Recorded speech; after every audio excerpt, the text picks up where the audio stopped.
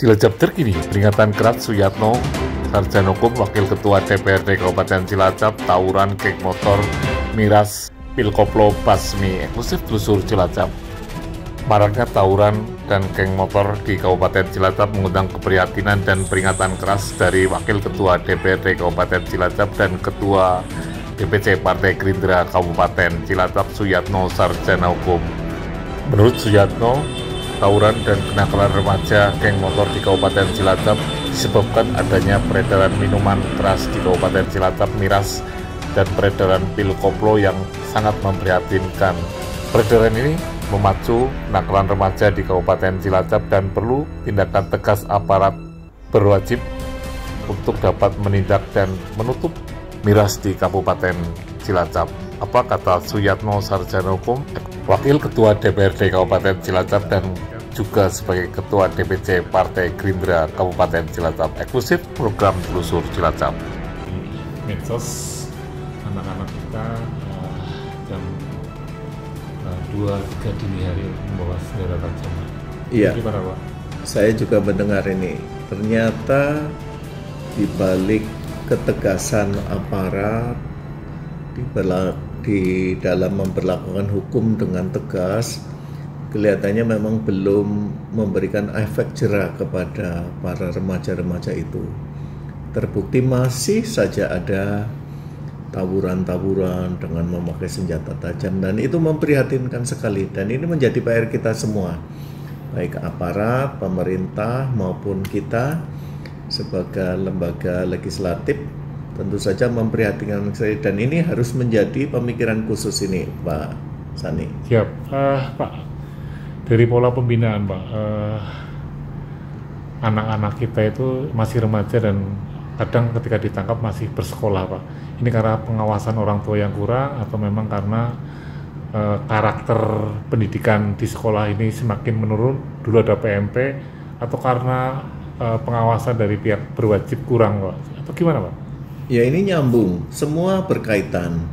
Dari mulai orang tua, kemudian guru sekolah di pendidikan, kemudian pergaulan di luar, juga situasi yang ada di tengah-tengah kita semua. Bahkan kalau kita melihat peredaran miras itu juga masih tinggi ya. Jadi ini harus menjadi pemikiran kita bersama. Ya, Pak, karakter, Pak, tadi saya mengatakan karakter, Pak, pola pendidikan di sekolah, Pak. Yang idealnya seperti apa, Pak? Nanti berhubungannya dengan mungkin pergaulan anak-anak kita, Pak. Kalau saya melihat pola pendidikan sudah bagus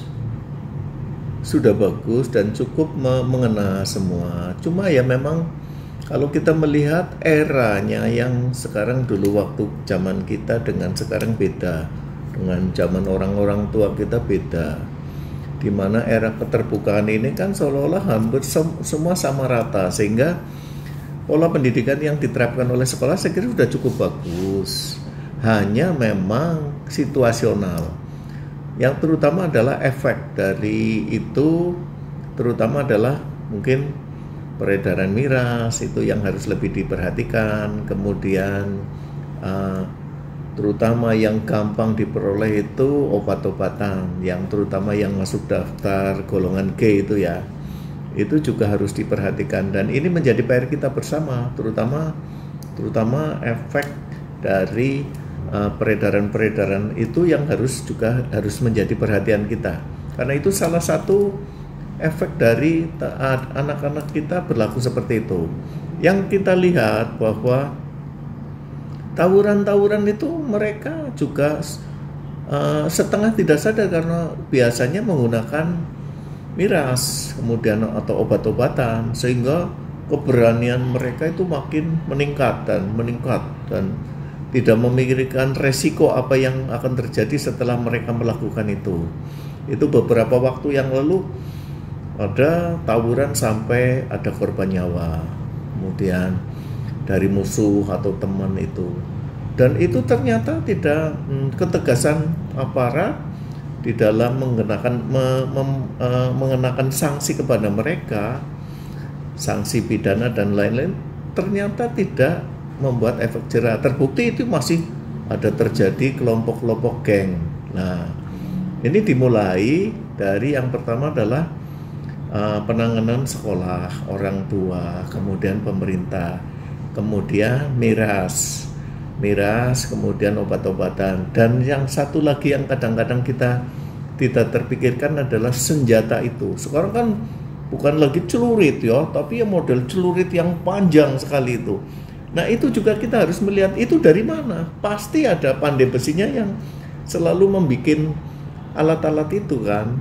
Dan saya juga pernah lihat itu di TikTok, di Shopee itu ada juga barang-barang seperti celurit yang dijual di Shopee itu. Nah itu juga harus menjadi perhatian kita. Siap, Pak, miras ini kan penyakit masyarakat ya, atau ada budaya tradisional yang harus menggunakan minuman itu juga, Pak.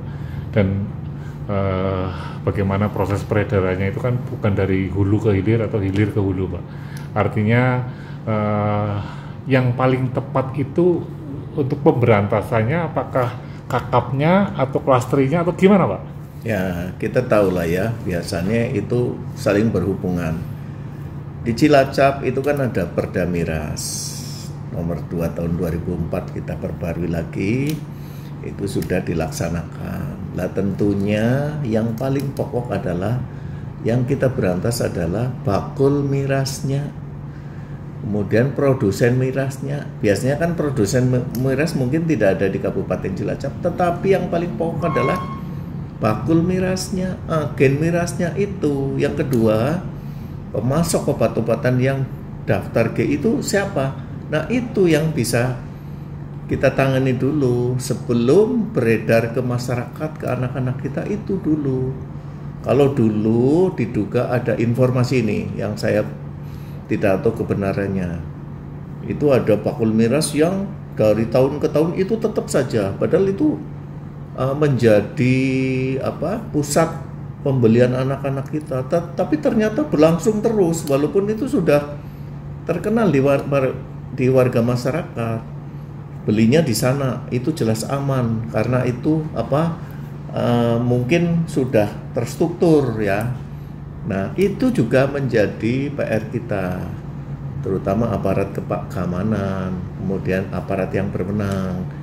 Kalau penegakan perda kan dalam hal ini teman-teman dari Satpol ya, yang kemarin saya dengar itu postingannya Pak Satmoko, kepala Satpol itu sudah bagus, artinya memberikan pembinaan dulu. Tapi ini juga saya memberikan masukan, miras itu memang bisa digunakan kalau itu dilakukan atau dikonsumsi oleh sesuai jalurnya. Itu kalau perda kita kan 5% ke atas boleh di hotel-hotel kan ya, tetapi yang kemudian terjadi di luar itu pun banyak beredar. Nah ini teman-teman dari Satpol juga harus tahu mana yang perlu diberantas, kemudian dari aparat kepolisian mana yang harus berantas, terutama bakul-bakulnya itu, agennya. Pak, tadi Bapak mengatakan Pak ada tanda kutip orang yang memang sudah semua orang tahu bahwa itu penjualnya dan belinya di situ aman. Ini salahnya siapa, Pak? Salahnya yang tidak menegakkan perda atau memang budaya yang sudah tanda kutip tadi, Pak? Ya, saya tidak akan menyalahkan, tidak akan menyudutkan karena ini menjadi perhatian kita bersama. Nah, mestinya memang harus ada pemantauan khusus.